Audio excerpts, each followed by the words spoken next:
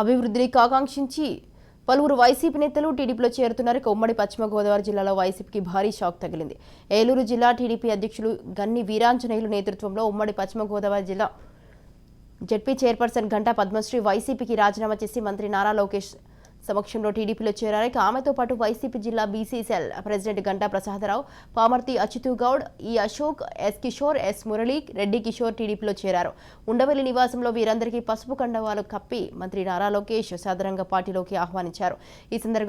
ఈ సందర్భంగా ప్రజాప్రతినిధులు నిత్యం ప్రజలకు అందుబాటులో ఉండి సమస్యల పరిష్కారానికి కృషి చేయాలని మంత్రి ఆకాంక్షించారు.